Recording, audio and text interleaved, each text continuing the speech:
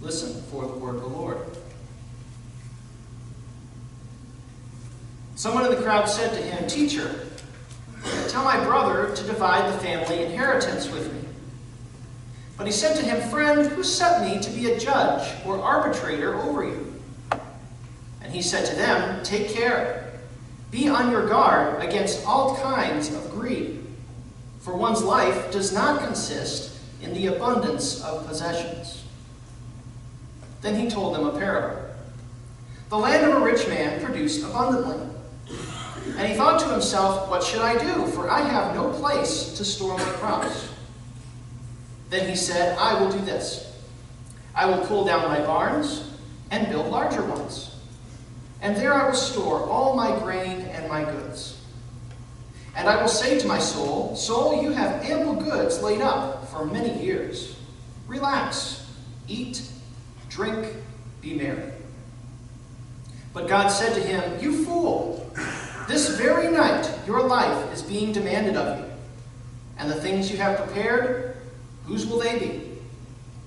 So it is with those who store up treasures for themselves, but are not rich toward God.'"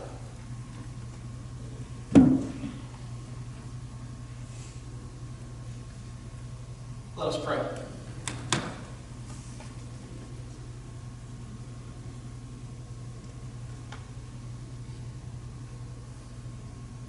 Faithful God, may my words be your words.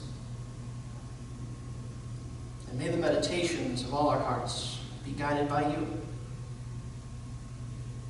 O God, our help in ages past, present, and future. Amen.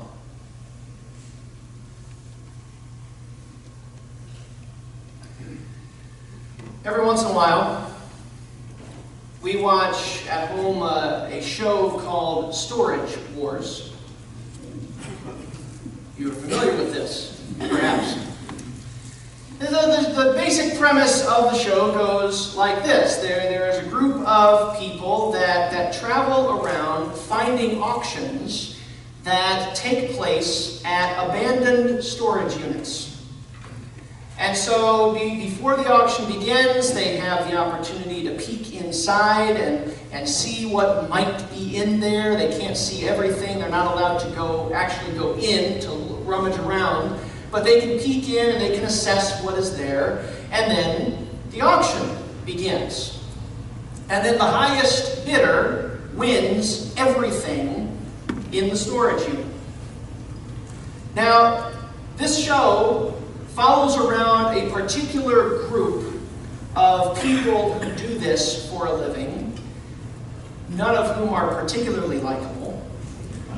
But the larger premise, in my opinion, the larger premise of the show, though, is similar to other shows like Pawn Stars and American Pickers. The bigger deal is once they're able to get in and they rummage around, and what do they find? What sort of hidden treasures do they discover? And then you get to hear a little bit of history about these items, and eventually they get them appraised, and you can find out how much they are worth currently. That really is, I think, what drives this particular show. Well, the story that Jesus has told has something a little more to it, but on the surface it has some similarities to Storage Wars. You see, there's one aspect of what happens on Storage Wars that we never get to hear about. There is one element to what happens on this show that they never investigate, that they never feature. That being what happened to the original owners. Why were these storage units abandoned to begin with? Did the owners fall on hard times? Did they simply forget that they had stuff locked away somewhere?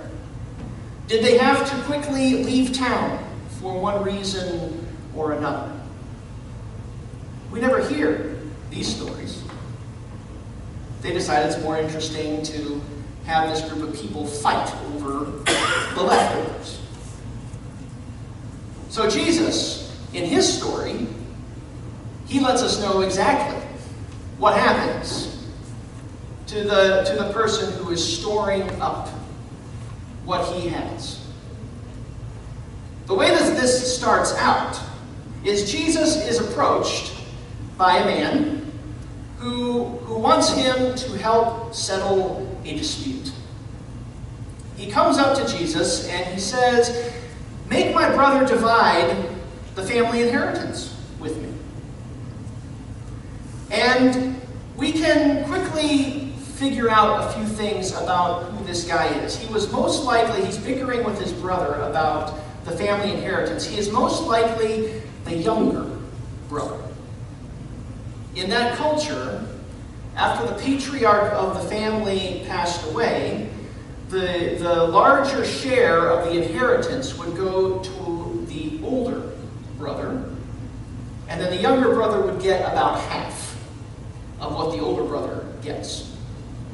So it is most likely that this is the younger brother wanting his fair share, what he should have coming to him. And so he decides, well, if nothing else, maybe he'll listen to Jesus.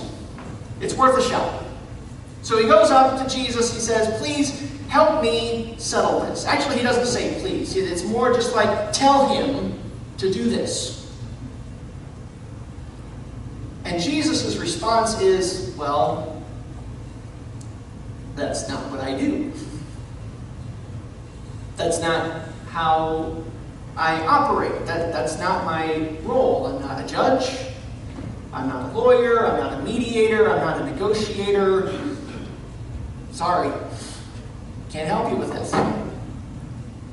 But then he very quickly follows that up with a warning.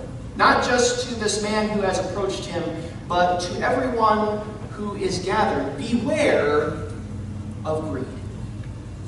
Beware of what greed can do to you. Beware of an over-reliance on what you own for a sense of happiness and security. And that's when he tells the story. A rich man has a really good year. He owns abundant farmland, and it just so happens that this particular year, it has yielded a wonderful abundance of crops. But there's an issue. He doesn't have enough storage space to keep it all. Good problem to have. But nevertheless, he is distraught. What am I going to do? And then he has an idea. Obviously, I will tear down my old barns, and I will build larger ones, and then I will be able to store everything that I have. And then I can say to myself, and actually he's been talking to himself this whole time. He's not concerned with anyone else but himself this entire passage. He says, I can say to myself, after I have done this, I'll say to myself, self, now, relax. Eat, drink, be merry. Except there's another issue.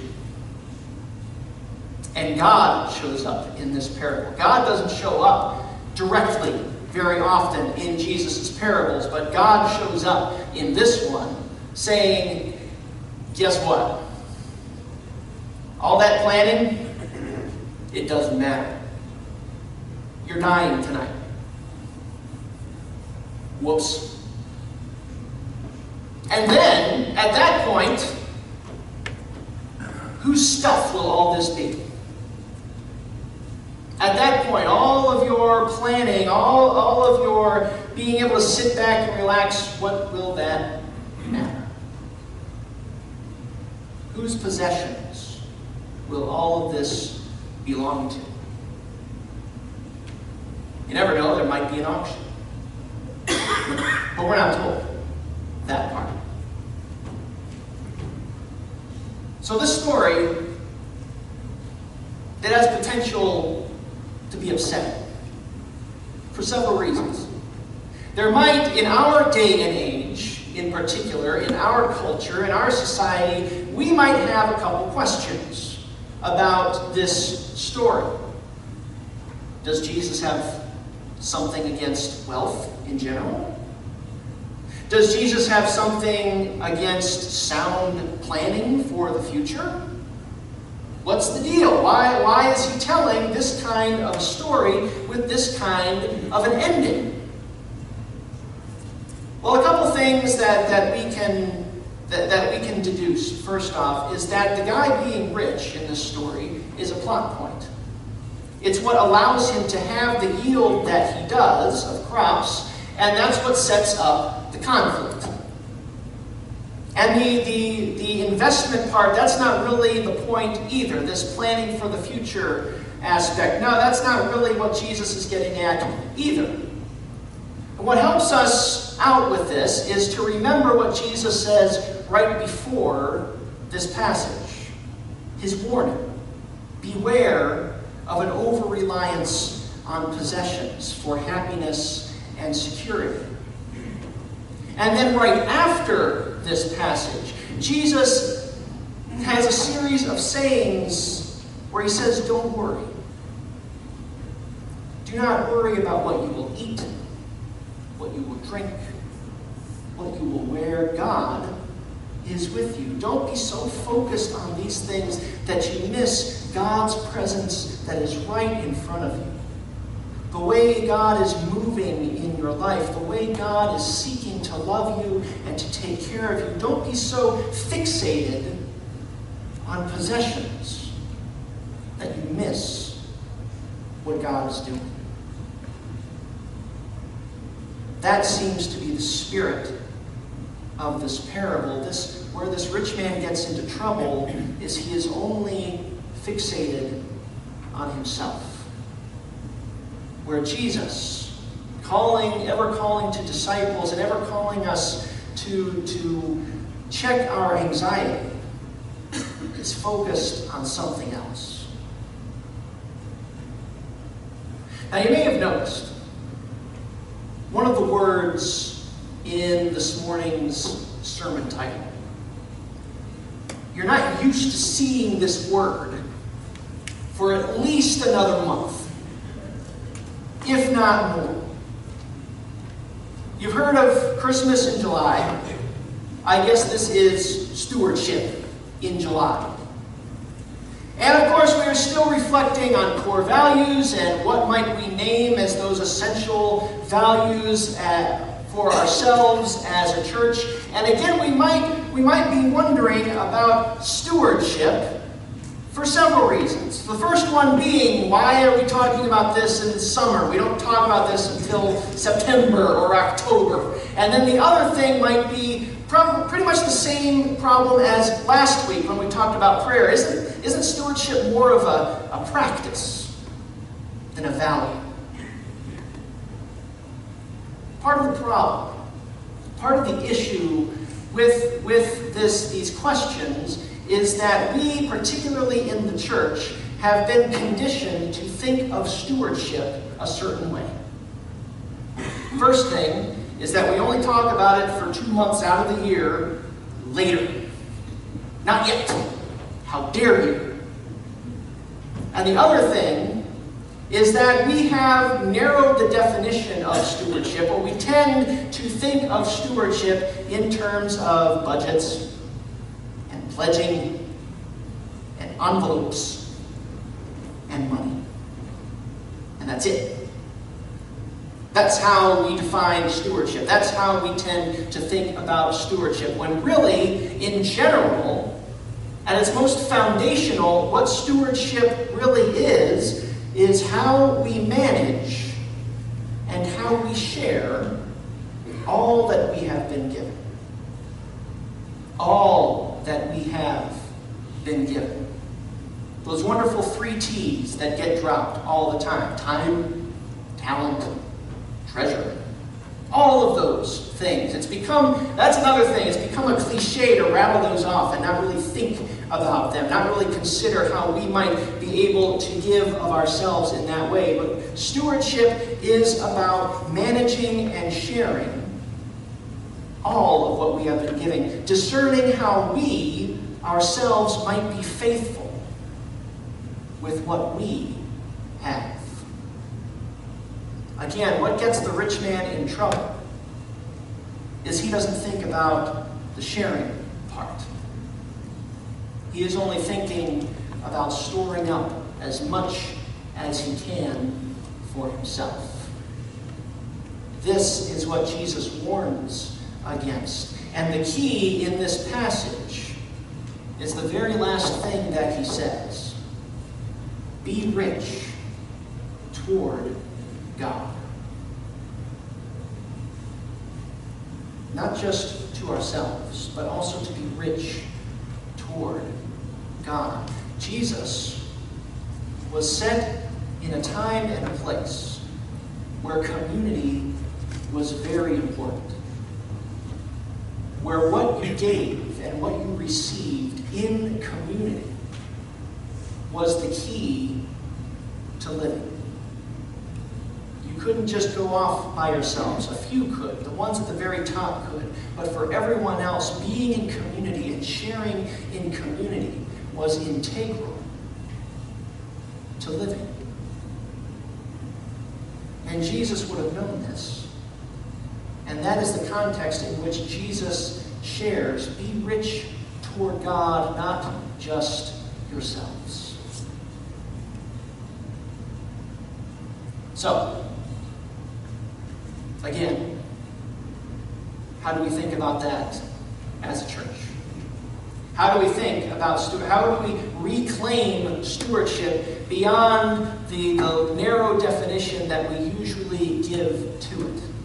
And how do we think about stewardship all year long?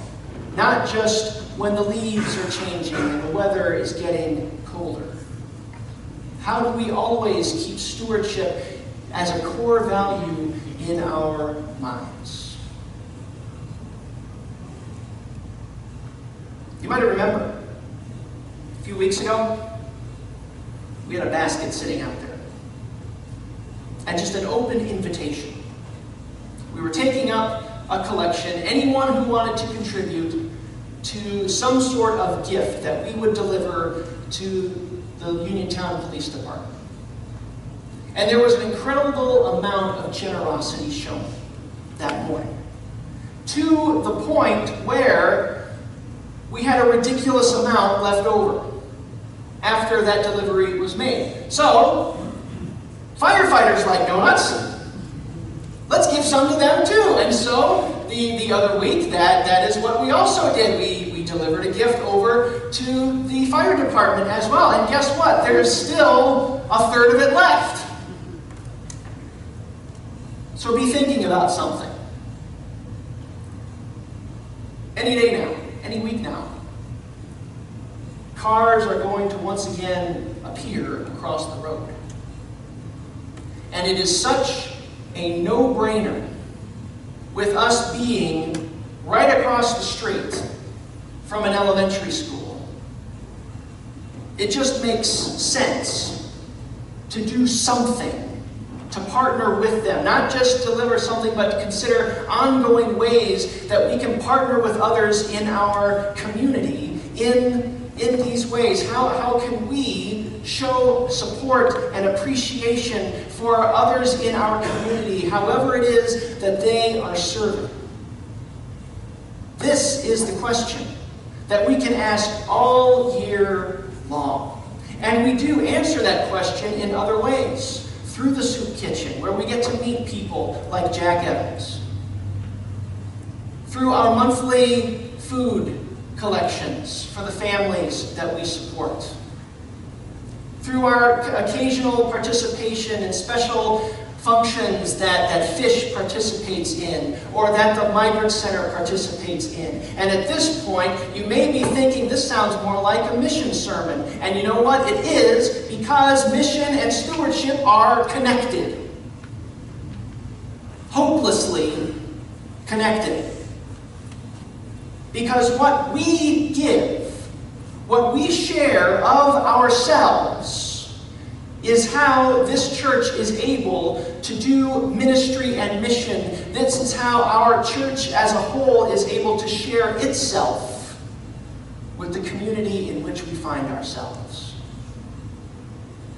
They are hopelessly connected. And so, we hear that command again, be rich toward God. And stewardship, as a core value, invites us to ask all year long, how do we do that? Amen.